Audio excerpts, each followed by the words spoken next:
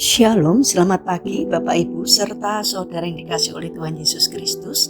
Kiranya berkat, damai sejahtera dan sukacita dari Tuhan Yesus Kristus senantiasa menyertai kita sekalian.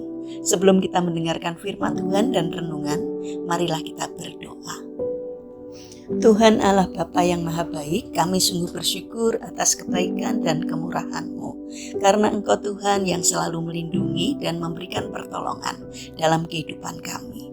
Jika saat ini kami akan mendengarkan firman-Mu, kami memohon Tuhan mengurapi kami dengan Roh Kudus-Mu, agar kami dapat mengerti dan memahami apa yang Tuhan sampaikan kepada kami. Mampukan kami untuk menjadi anak-anak-Mu yang mentaati firman-Mu.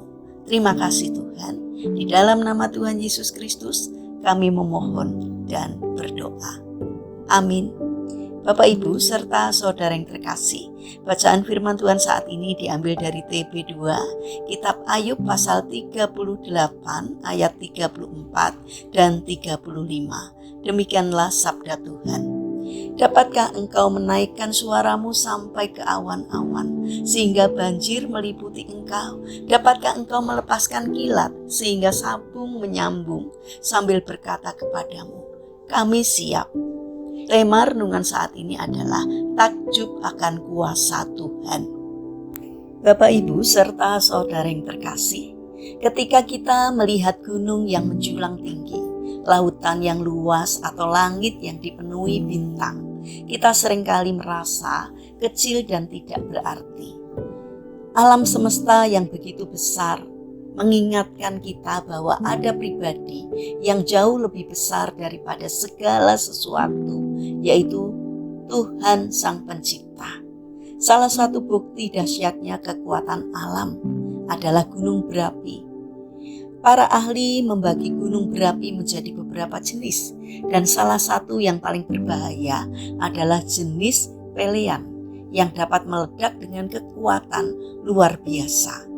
Dari semua jenis gunung berapi, pelean adalah yang paling berbahaya. Letusannya berupa lava yang lengket, kaya akan silika, dan sering mengeras di dalam gunung itu sendiri. Makin banyak lava yang mencoba keluar, makin besar tekanan yang dihasilkan, dan pada akhirnya gunung itu sendiri akan hancur karenanya.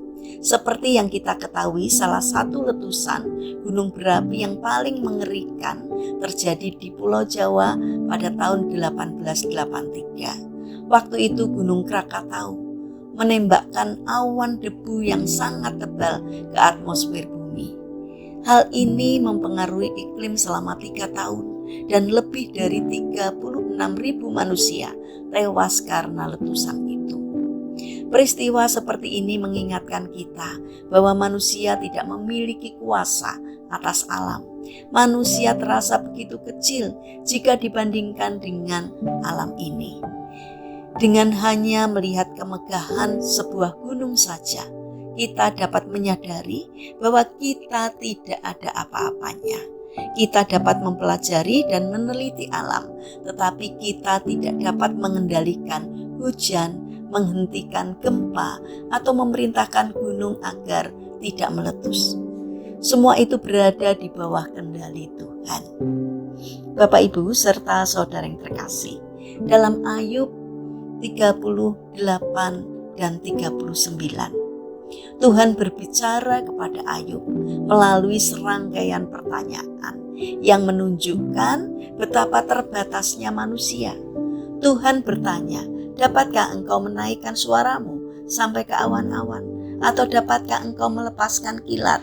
Tentu saja jawabannya tidak.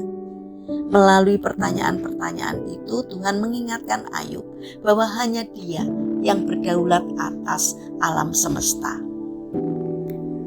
Sebelumnya, Ayub sempat mempertanyakan dan tidak memahami jalan Tuhan. Namun setelah menyaksikan kebesaran dan kuasanya, Ayub menyadari betapa kecil dirinya. Ia berkata, hanya dari kata orang saja aku mendengar tentang engkau, tetapi mataku sendiri memandang engkau. Kesadaran akan kebesaran Tuhan membawa Ayub kepada pertobatan dan kerendahan hati. Bapak Ibu serta saudara yang terkasih, Seringkali kita juga seperti Ayub.